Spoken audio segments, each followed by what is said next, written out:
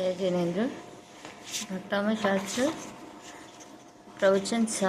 प्रवचनकार श्रवणाचार्य doctor विभव सागर जी मुनिराज और आलेखन आरेका अरहम श्री माता जी। इतना सब समझ में नहीं आता है।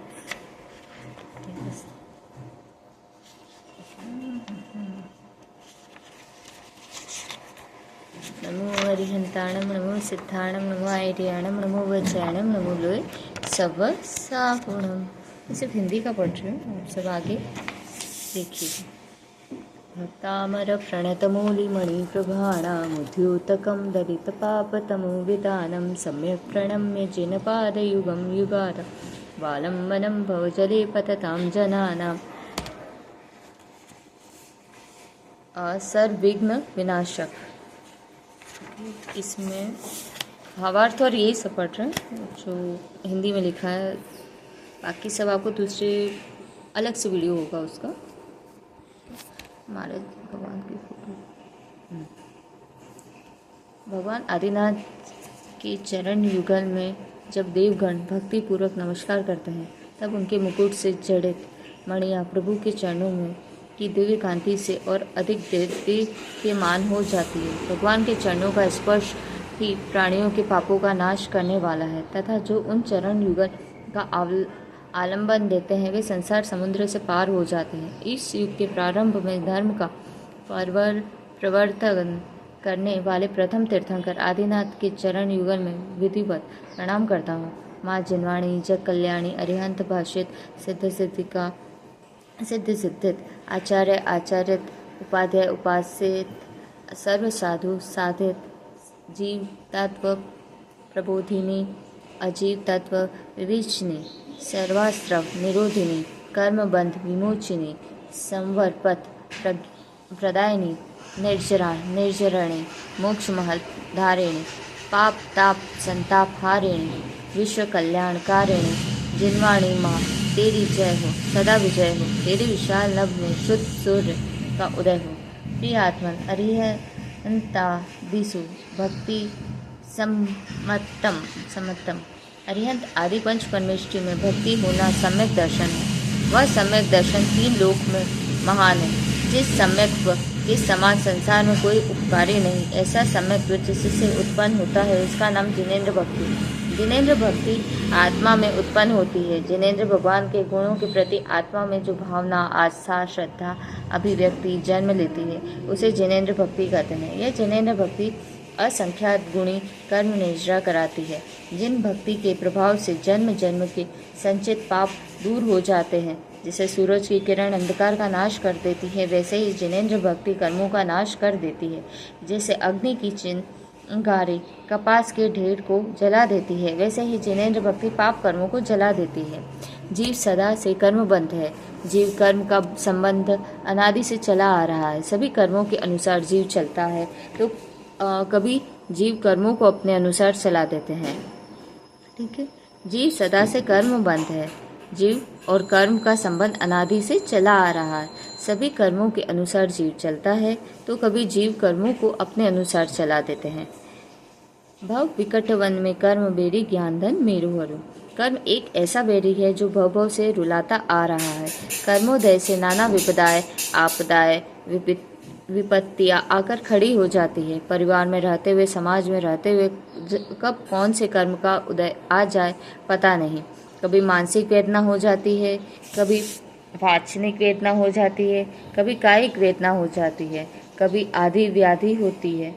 इन सभी से मुक्ति पाने का क्या उपाय है? आचार्यों ने श्रावकों के लिए सर्वोत्तम साधन बताया है जिन भक्ति। जिन भक्ति एक ऐसा आलंबन है जो सहजता से लिया जा सकता है। जब हमारे ऊपर संकट आए तो हम क्या करें? हम देखें कि जब आचार्य मानतुंग स्वामी पर संकट आया उन्होंने क्या किया। जब आचार्य कुमुद चंद्र स्वामी पर संकट आया तो उन्होंने क्या किया। हम पूज्य पुरुषों के चरित्र को जब पढ़ते हैं तब हमें ज्ञात होता है कि संकट के समय में क्या करना चाहिए।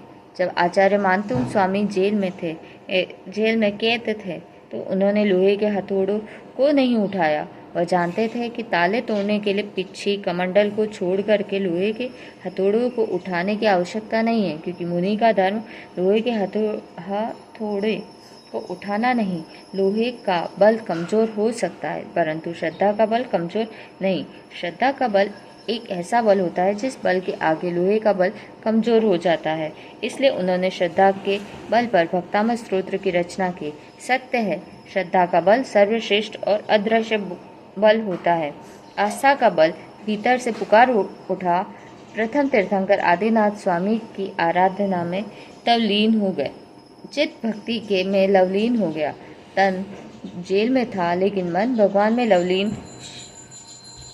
लवलीन। शरीर कैद खाने में था, लेकिन आत्मा प्रभु की गुण गान में लवलीन थी। देखने वाले देख रहे हैं, आचार्य मानतुंग स्वामी जेल में है, लेकिन आचार्य मानतुंग स्वामी देख रहे हैं कि मैं तो प्रभु की भक्ति में लवलीन हूँ। दिख रहा है 48 साले के अंदर कैद, लेकिन कह रहे हैं कि आत्मा का स्वभाव कैद होना ही नहीं है। आत्मा का स्वभाव ताले में बंद होना है नहीं। आज तक इस आत्मा को कौन कैद कर पाया है? मेरा कर्म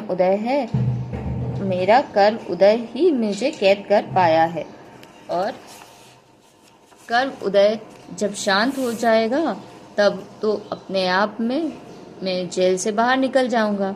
हे प्रभु, आप शरीर की कैद से निकलकर सिद्धालय पहुंच चुके हो, तो क्या मैं जेल की कैद से बाहर नहीं आ सकता? जब आप कर्मों के 148 तालों को तोड़ चुके हो और सिद्धालय चले गए, तो क्या आपके भक्त के 48 ताले नहीं टूटेंगे? ताले अवश्य ही टूटेंगे। मैं मुक्त हो जाऊंगा।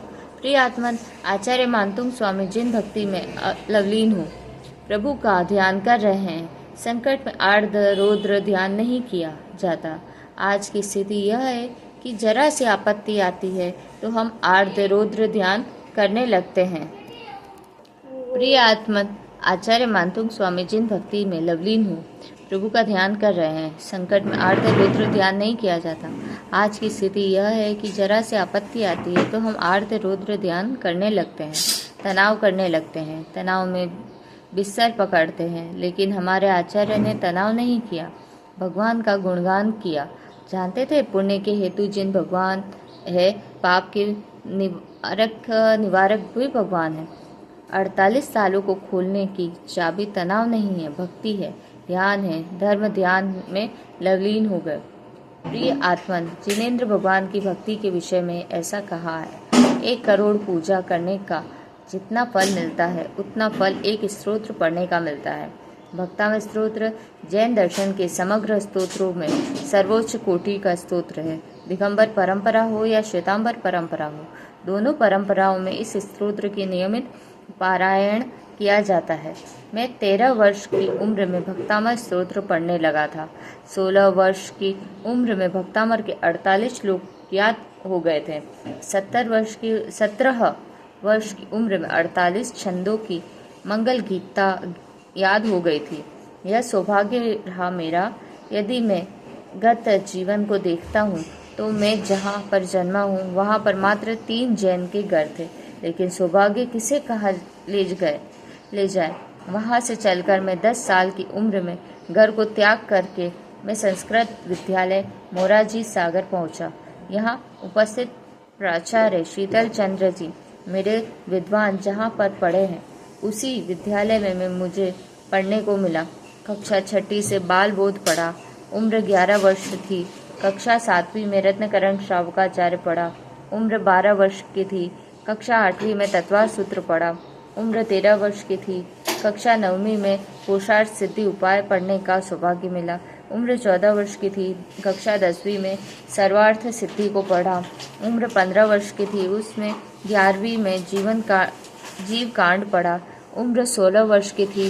कक्षा 12वीं में कर्म कांड को प्रवेश किया। उम्र 17 वर्ष की थी जब मैं धर्मशास्त्री द्वितीय वर्ष एवं संस्कृत शास्त्री प्रथम वर्ष में तत्पार्थ राजवार्तिका पढ़ रहा था। 18 वर्ष का था उसी समय विद्यालय में गुरुदेव विराग सागर जी के उपसंग का चातुर्मास हुआ। चातुर्मास की फलश्रुति दोपहर का मंच संचालन में मैं करता था। जुड़ाव अच्छा हुआ और जोड़ कर के में ऐसा जुड़ा कि जीवन में प्रथम बार आहार दिया।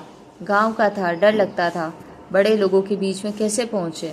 प्रथम बार आहार दान दिया, उसके बाद उसी दिन आहार को जो कपड़े पहने, उसी दिन जो नियम लिए, उसके बाद सीधे मोक्ष मार्ग पर आ गया। प्रिय आत्मन, मैं अपने आप को बहुत सौभाग्यशाली मानता हूँ और आज गुरु की कृपा से आपके बीच में हूँ। यहाँ तक पहुँचा। भक्तम स्तोत्र मेरे जीवन का बहुत प्रिय स्तोत्र रहा है। मैंने अनेक बार इसका महत्व अनुभव किया है। मैं कर्नाटक की यात्रा पर था। बिहार में स्थान पहले से मालूम नहीं होता है,